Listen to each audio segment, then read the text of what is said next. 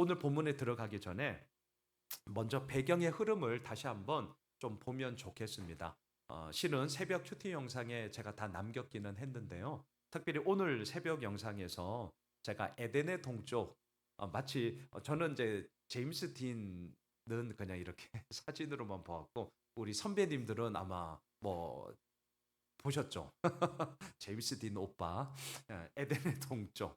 맞습니다. 그 에덴의 동쪽이라는 영화의 모티브가 실은 오늘 우리가 아침에 보았던 그 창세기 4장에 나왔던 이야기가 모티브거든요.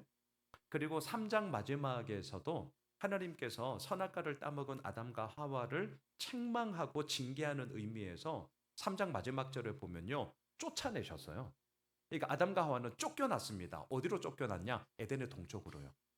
그리고 에덴의 동쪽에 못 오게 하려고 이제 화염과 이제 그룹 천사들이 이렇게 지키면서 막았다.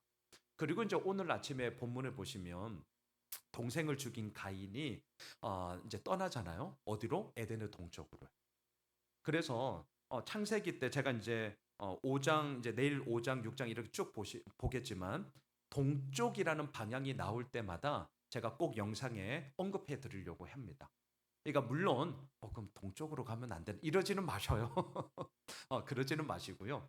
하지만 창세기가 시작이 되면서 공교롭게도 동쪽으로 계속 가게 되는데요. 동쪽으로 갈수록 파멸과 파괴와 무너짐의 이야기가 가득가득 차는 모습을 보게 됩니다.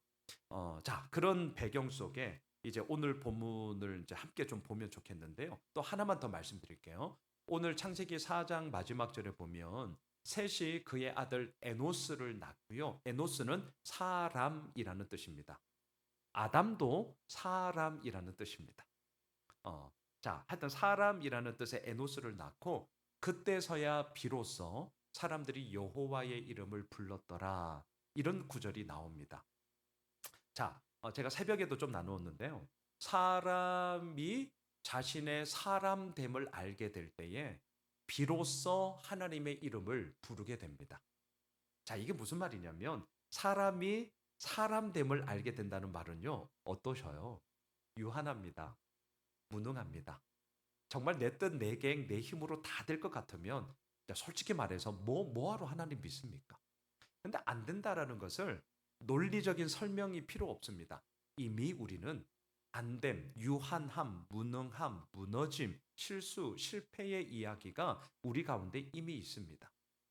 에노스를 낳았을 때에, 사람을 낳았을 때, 그리고 더 나아가 사람됨을 알게 되었을 때에 비로소 그들은 여호와의 이름을 부르며 하나님의 은혜의 한 자랑만이 나의 사람됨의 온전함이 이루어지게 하는구나 라는 것을 알게 되었다. 자, 이것을 이제 오늘 큐티 본문을 통해 함께 나누었고요. 자, 이제 오늘 5장으로 매일 큐티 본문을 미리 땡겨서 좀 보겠습니다. 5장이 누구는 누구를 낳고 누구는 누구를 낳고 몇 세에 낳고 이제 이 내용인데요. 그것이 첫 번째 오늘 유인물 앞면에 있는 내용이에요.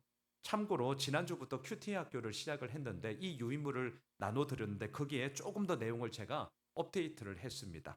자, 표를 한번 보세요. 먼저 설명을 좀 드릴게요. 오늘은 그다지 좀 재미는 없을 거예요. 자, 아담이 셋을 낳았을 때의 나이가 130세입니다. 그래서 제가 도표에 130세하고 옆으로 하살표에서 셋 이렇게 의미를 한 겁니다. 자, 계속 도표를 보시면 셋은 에노스를 몇 살에 낳았느냐? 105살에 낳았어요. 이게 5장에 보시면 다 나오는 겁니다. 자, 그러면 여기서 이제 재밌게 우리가 작업을 산수를 한번 하면 되는 것이죠.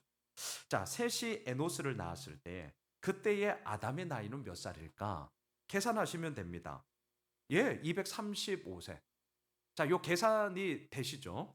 하나만 더 볼게요. 자, 에노스는 90세에 개난을 낳았거든요. 그러면 90에다가 세 195, 이제 90을 계속 더 하시면 돼요. 그러면 아하, 이때 아담의 나이가 325살이었구나. 이러면서 누가 몇 살에 낳았다라는 것을 그냥 그대로 더하면 그때의 아담의 나이가 몇 살이었지? 셋의 나이가 몇 살이었지? 에노스의 나이가 몇 살이었지? 이것을 알 수가 있습니다. 자, 왜 이 작업을 하느냐? 그냥 창세기 5장을 쭉 보면 몇 세에 낳고 몇 살을 살다가 몇 세에 죽었더라. 그 내용이 쫙 나와요. 그러니까 우리는 이걸 사실은 좀 스킵하고 그냥 넘어가거든요. 그래서 이 도표를 좀 참고해 주세요. 그러면서 한번 표를 보시면 아담이 930세에 죽었잖아요. 그런데 후손으로 따지면 몇 대손까지 살다가 죽었느냐? 무려 9대손. 라멕, 라멕이 그의 나이 56살 될 때에 아담 할아버지가 930세로 돌아가셔요. 이제 여기까지 이제 우리가 알 수 있는 거죠. 자, 요 앞에 부분은 그냥 참고하시면 되겠고요. 뒷면을 한번 보세요. 자, 뒷면을 좀 보시면 제가 이 아담의 계보에 대한 의미 부여를 좀 적어 놓았습니다. 유인물을 좀 참고하시면서 함께 보시죠. 자, 첫 번째, 아담의 계보를 통해서 좀 나누고 싶었던 거는요. 아담 이후의 세대는 죄의 영향 아래에 놓였고 그 결과는 죽었더라, 죽었더라, 죽었더라. 반복된 기록으로 나타나고 있더라. 이겁니다.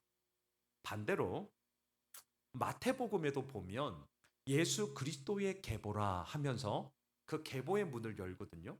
그때는 어떤 말이 반복되느냐? 낳고 낳고 낳았더라.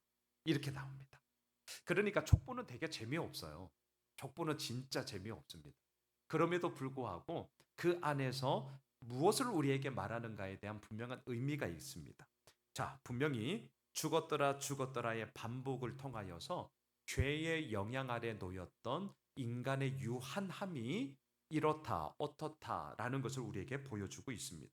또한 두 번째, 인간은 존엄한 하나님의 형상을 지녔으나 동시에 죄로 인해 피할 수 없는 죽음의 한계 속에 갇힌 존재다. 죽었더라 죽었더라의 의미를 다시 한번 두 번째에서 좀 더 설명을 했고요. 자, 세 번째를 보세요.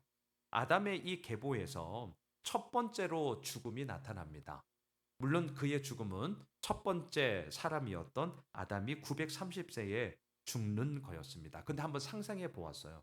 실은 저도 우리 시차라에 저희 위임식 임직식 할 때 축사로 제가 부탁했던 그 조암제일교회 목사님의 아버님이 95세로 올해 이런 말 하면 안 되죠. 올해는 그래서 장례 어제 저녁에 저희 시차례 목사님들이랑 함께 장례 좀 조문하고 왔거든요. 자, 한번 장례식장을 생각해 보았어요. 첫 번째 하나님이 직접 지음을 받은 아담 할아버지가 이 아담의 계보에서 첫 번째로 죽었어요. 첫 번째로. 그러니까 그 죽음의 장례, 그 죽음을 맞이하면서 그 후손들이 장례식을 지금 펼치고 있어요. 장례식을. 자, 그때 장례식을 펼치는 아담의 아들 셋의 나이는 800살이었어요. 에노스는 695살, 게나는 605세, 마할랄레는 535세. 쭉쭉쭉쭉 하면서 가장 막둥이 라멕이 56세. 그렇게 장례식장에 이 후손들이 첫 번째 아담의 죽음을 목도하면서 이 죽음의 의미가 무엇인지를 그들 역시 눈으로 보면서 흙으로 왔으니 흙으로 돌아갈지다 라는 이야기가 이제 그들에게 진짜 몸의 언어로 경험하게 되는 첫 번째 죽음의 이야기가 나오게 되는 거죠. 자, 그러는 가운데 오늘 제가 더 좀 집중하고자 하는 것은 아마 많은 분들이 이 아담의 계보 뭐 몇 살에 낳고 몇 살 살다가 죽었다가 쭉쭉쭉 하다가 단연코 눈에 띄는 두 명의 인물은 하나님과 동행하다가 하나님의 부르심 가운데 올라간 에녹이고요. 또 한 사람은 노아입니다. 단연코 아담의 계보에서 우리들의 시선을 집중합니다. 자, 자막을 한번 보십시오. 창세기 5장 21절로 24절의 말씀. 우리 함께 천천히 읽겠습니다. 에녹은 65세에 무두셀라를 낳았고 무두셀라를 낳은 후 300년을 하나님과 동행하며 자녀들을 낳았으며 그는 365세를 살았더라. 에녹이 하나님과 동행하더니 하나님이 그를 데려가심으로 세상에 있지 아니하였더라. 자, 오늘 제가 나눠드린 유인물 가운데요. 그 약간 아래 부분에 보시면 요런 구절이 있어요. 하나님이 에녹을 365세 때 데리고 가셨잖아요. 이때가 언제냐? 아담 할아버지가 죽고 나서 57년 후예요. 이건 산수하시면 돼요. 산수. 앞에 도표를 참고해서 산수에 보시면 나머지 여러분들도 나머지 사항도 다 계산이 되거든요. 자, 에녹이 하나님의 부르심 가운데 죽음을 맛보지 않고 올라갈 때에 그때 다른 사람들의 나이도 한번 제가 계산해 보았어요. 이때 셋은 857살, 에노스는 752살, 게나는 662살, 뭐 이런 등등등. 그래서 에녹을 낳은 아버지 라멕은 113세 때, 에녹이 하나님의 올리워짐 가운데 하나님의 나라로 가게 되는 부분을 경험합니다. 상상을 해보았습니다. 하나님께서 들기오 에녹을 데리고 가셨잖아요. 어떻게 데리고 가셨을까? 물론 궁금. 땅으로 푹 꺼졌나? 뿅 사라졌나? 아니면 진짜 승천하시듯이 예수님께서 부활 승천하시듯이 그렇게 갔나? 근데 이제 부활 승천하시듯이 그렇게 갔다라고 생각을 할 때 이 시대는 족장 시대잖아요. 부족. 그러니까 그냥 제가 상상해 본 거예요. 한 마을에 이렇게 아담의 계보에 흐르는 이제 할아버지들 또 할아버지들이 이렇게 쭉 살고 있는데 어느 날 365세 된 에녹이 하나님이 이렇게 데리고 가실 때 이렇게 보지 않았을까? 오, 오, 그때의 나이가 이렇습니다. 그때의 나이가. 네, 그걸 한번 생상해 보았고요. 또 계속 유인물을 한번 봐주세요. 아담의 계보에서 첫 죽음은 아담이었습니다. 그리고 다른 형태예요. 다른 형태이지만 에녹이 두 번째로 세상을 떠나게 되는 것. 다른 형태의 모습으로. 자, 여기서 이제 우리는 늘 아마 많은 말씀을 들으셨을 겁니다. 에녹 하면 하나님과 동행한 자다. 이건 뭐 단연코 우리들에게 너무나 본이 되는 삶이 맞습니다. 이렇게 적었습니다. 하나님과 동행하는 삶은 무거운 의무가 아니라 날마다 하나님의 말씀을 따르는 기쁨의 길이 된다. 우리 역시 올 한 해를 시작을 하면서 아담의 계보에 나오는 에녹, 단연코 하나님과 동행하였더라. 우리의 삶도 2026년 우리의 모든 삶이 그러한 하나님과 동행하는 삶이 되길 주님의 이름으로 축복합니다. 세상은 죽음을 반복해서 말하지만 하나님은 동행하는 자에게 영원한 생명을 약속하십니다. 하나님과 동행하는 삶, 그것이 곧 죽음을 넘어서는 길이다. 이것을 우리가 다시 한번 죽었더라, 죽었더라. 오늘 아담의 계보에서 반복되는 후렴 속에 유일하게 다른 사람, 에녹을 통해 하나님과 동행함의 힘, 하나님과 동행함의 기쁨이 얼마나 큰가를 다시 한번 우리의 마음에 새기게 됩니다. 자, 마지막 또 한 사람, 단연코 노아가 우리의 눈에 보이게 되는 것이죠. 자막을 보십시오. 창세기 5장 29절입니다. 함께 읽겠습니다. 이름을 노아라 하여 이르되 여호와께서 땅을 저주하심으로 수고롭게 일하는 우리를 이 아들이 아니하리라 하였더라. 아담의 계보에서 이름의 뜻이 무엇이냐? 그 이름의 뜻을 기록해 놓은 유일한 아들 사람입니다. 노아. 안위, 안식이라는 뜻이죠.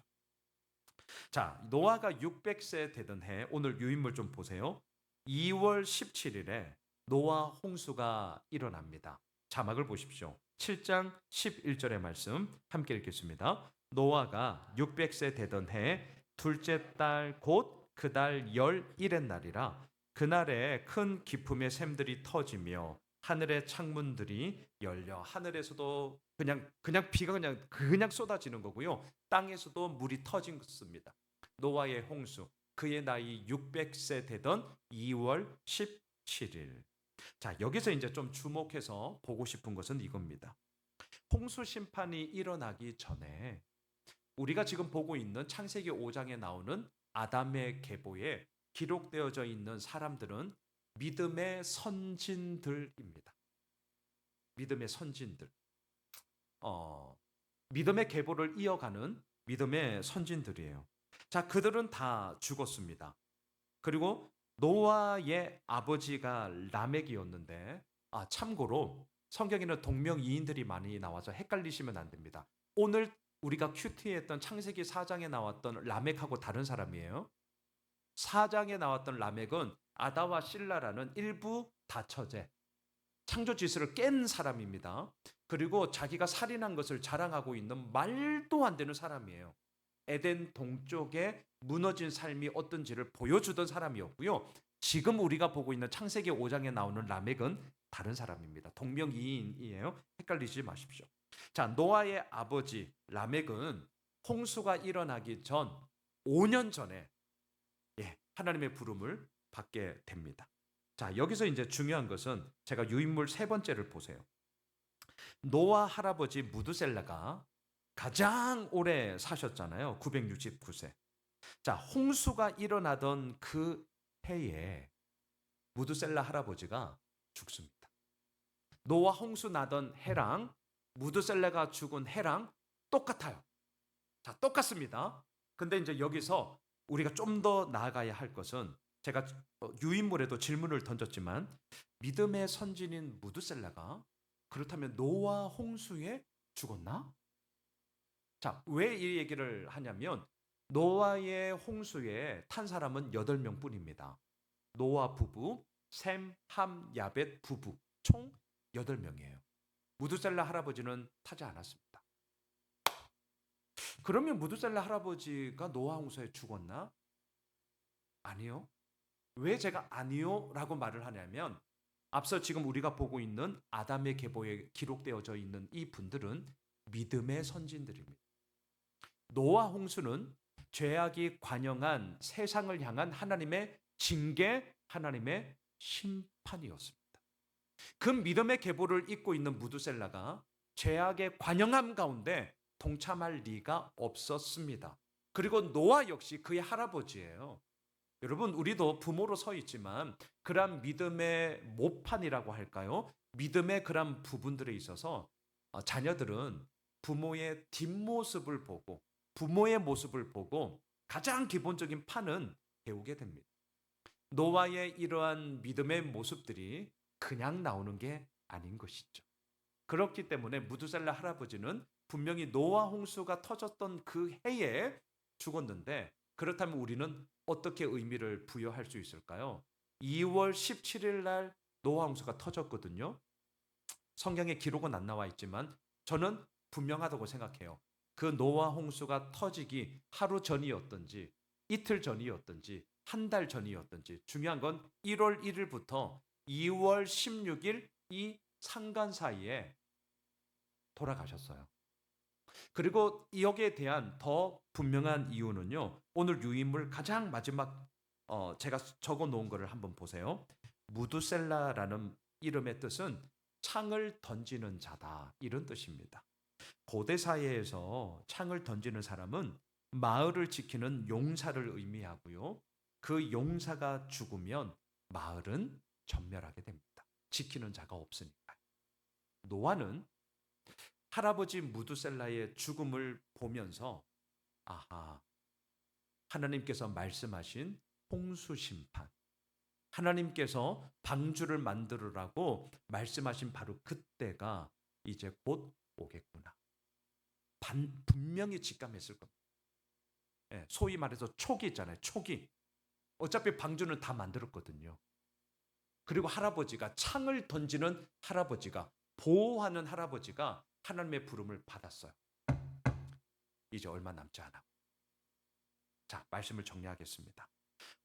내일 큐티 본문 다시 한번 제가 오늘은 좀 축약해서 말씀을 나누었고요. 오늘 나눠드린 이 유인물 몇 세 살았더라 이거 이렇게 계산기 요즘은 뭐 있으니까 재밌어요.